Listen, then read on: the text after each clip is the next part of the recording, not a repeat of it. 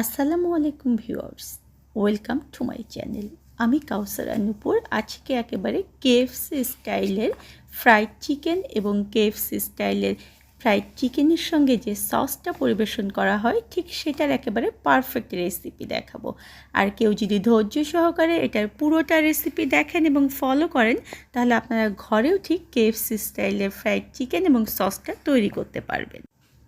আজকে আমি এখানে চিকেন নিয়েছি, পুরো একটা চিকেনের যে ব্রেস্ট অংশটা রয়েছে সেটা নিয়েছি। সবসময় মনে রাখবেন যে এখানে সবসময় বোনলেস যে চিকেনটা সেটা ব্যবহার করবেন, তবে সবচেয়ে বেস্ট কিন্তু চিকেনের যে ব্রেস্ট সেটা নেওয়া। আর ফার্স্ট এভাবে এটাকে আমরা কাঁটা চামচ দিয়ে কাচিয়ে নেব।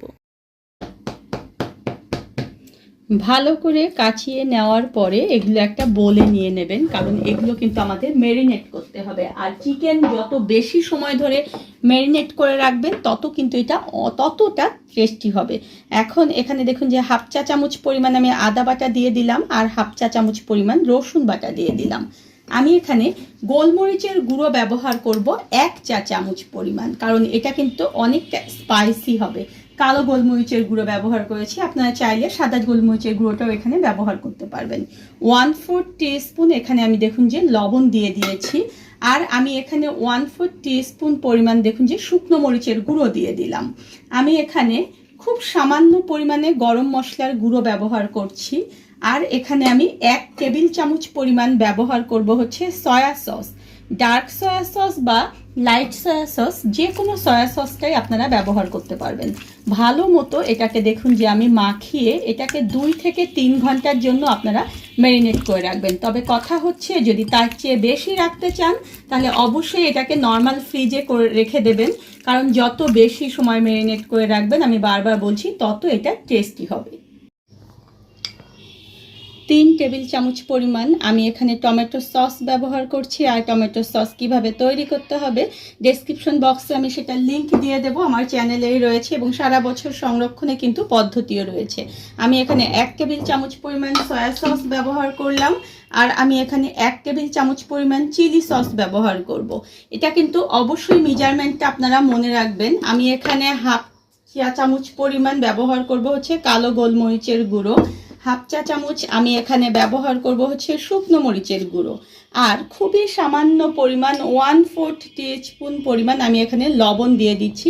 লবণটা কিন্তু অবশ্যই একটু বুঝে শুনে দেবেন, কারণ এই যে সসগুলো আমি দিয়েছি এই সসগুলো সবগুলোতেই কিন্তু আমার দেখা যায় যে লবণ রয়েছে। আমি এখানে হাফ চা চামচ পরিমাণ দেখুন যে মধু ব্যবহার করেছি।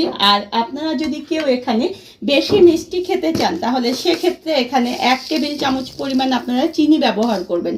আর এই চিনিটা যে আমি ব্যবহার করলাম এতে করে দেখবেন যে টেস্টটা অনেক গুণ বেড়ে গিয়েছে।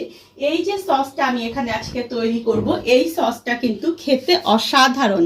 আর এখানে আমি 2 টেবিল চামচ পরিমাণ পানি ব্যবহার করব। এখন এটা একটু মিলিয়ে নিয়ে চলুন আমরা চুলার কাছে চলে যাব। অনবরত নেড়ে চেড়ে জাস্ট এটাকে আমরা একটা বলক তুলে নেব, খুব বেশি কিন্তু এটা জাল করতে হবে না। জাস্ট দেখুন যে এরকম একটা বলক চলে আসবে। এরপর পরিবেশন পাত্রে আমরা এটাকে ঢেলে নেব। ফার্স্ট আমরা ব্যাটার তৈরি করব, আর সেই কারণে দেখুন যে আমি একেবারে মেজারমেন্ট কাপের যে টেবিল চামচ রয়েছে সেই টেবিল চামচ দিয়ে এখানে আমি 3 টেবিল চামচ পরিমাণ ময়দা দিয়ে দিলাম। একটা ডিম আমরা এখানে ভেঙে দেব। ডিমটা যদি রুম টেম্পারেচারে হয় তাহলে ভালো, আর না হলেও কিন্তু কোনো সমস্যা নেই।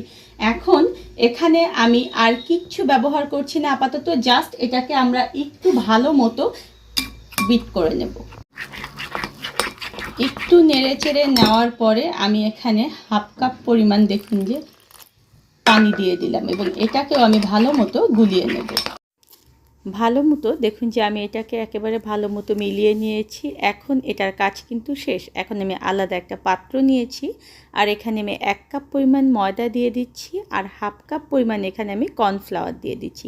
সবসময় মনে রাখবেন ময়দার অর্ধেক কর্নফ্লাওয়ার ব্যবহার করতে হবে, এটা কিন্তু একটা রেশিও, তাহলে দেখবেন যে একেবারে ক্রিস্পি হবে। এখানে আমি হাফ চা চামচ পরিমাণ লবণ দিয়ে দিলাম আর এখানে আমি দিয়ে দেব হাফ চা চামচ পরিমাণ শুকনো মরিচের গুঁড়ো। এটা কিন্তু ঝালের উপরে ডিপেন্ড করবে। হাফ চা চামচ চামচ গোলমরিচের গুঁড়ো দিয়ে এটাকে আমি ভালো মতো এখন দেখুন যে মিলিয়ে নেব। এই মিলানোটা আপনাদের যত ভালো হবে তত ভালো। ম্যারিনেট করে রাখা চিকেনগুলো এভাবে একটু নিচ উপর করে মেখে নেবেন, তাহলে দেখবেন যে মশলাগুলো সব জায়গায় সুন্দর মতো পৌঁছে যাবে। এখন এগুলোকে আমি একটু স্লাইস করে নেব। আপনারা যদি কেউ এরকম আস্ত অবস্থায় করতে চান সেটাও করতে পারবেন, তবে এরকম চিকন করে যদি করা যায় তখন এই ফ্রাইগুলো অনেকটা ক্রিস্পি হয় এবং খেতে কিন্তু আমাদের অনেক ভালো লাগে। একটা করে টুকরো এভাবে দেখুন যে ব্যাটারের মধ্যে দিতে হবে এবং ভালো মতো ব্যাটারটাকে লাগিয়ে নিতে হবে। তারপরে এটাকে আমরা নিয়ে আমাদের যে ড্রাই ইনগ্রিডিয়েন্টসগুলো রয়েছে সেটার মধ্যে দিয়ে দেব। আর অবশ্যই কিন্তু এই ক্ষেত্রে হাত একটু লাগালে ভালো হবে। দেখুন যে এভাবে উপরে ময়দাটাকে দিয়ে এভাবে উপর থেকে একটু প্রেস করবেন, তাহলে দেখবেন যে ভালো মতো এটা কোট হয়ে যাবে আর অনেক বেশি সুন্দরভাবে ক্রিস্পি হবে। দেখুন ঠিক এইভাবে ময়দাগুলো উপরে দিয়ে এটাকে একটু প্রেস করে এভাবে জাস্ট একটু ঝেড়ে নিয়ে এটা চলুন আমরা তেলের মধ্যে দিয়ে দিই। অবশ্যই মনে রাখবেন যে তেলটা যেন অনেক সুন্দর গরম হয়, আর তেল যদি ভালো গরম না হয় তাহলে কিন্তু এই যে উপরের যে কোটটা সেই কোটটা কিন্তু দেখতে একদম ভালো লাগবে না এবং অতটা ক্রিস্পি হবে না। আর চিকেন ফ্রাই কিন্তু ভাজতে খুব বেশি সময় লাগে না, 10 থেকে 12 মিনিট সময় লাগে। এই অবস্থায় চিকেনগুলো কিন্তু আমরা নেড়ে দেব না, কারণ এই অবস্থায় যদি আমরা নেড়ে দেই তাহলে উপরের ক্রিস্পিটা নষ্ট হয়ে যাবে। যখন দেখবেন যে একটু হালকা ব্রাউন হয়ে আসছে তখন এগুলোকে আমরা একটু উল্টিয়ে পাল্টিয়ে দেব এবং আমরা এটাকে মাঝারি আঁচে খুব ক্রিস্পি করে ভেজে তুলব। এখন দেখুন যে ঠিক এরকম যখন একটু সুন্দর ব্রাউন কালার হয়ে যাবে তখন আমরা এটাকে তুলে নেব আর এটাকে আমরা এখন পরিবেশন করব।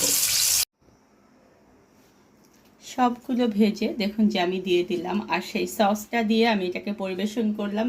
এতটা মজা এবং ক্রিস্পি এটা যে আপনারা অবশ্যই কিন্তু সবাই ঘরে তৈরি করবেন, কারণ সবার বাচ্চারাই এটা খুব পছন্দ করবে। ধন্যবাদ সবাইকে আমার সঙ্গে থাকার জন্য। আর আমার পরবর্তীতে আরও নতুন কোনো ভিডিও পেতে হলে প্লিজ আমার চ্যানেলটা সাবস্ক্রাইব করে পাশেই থাকবেন।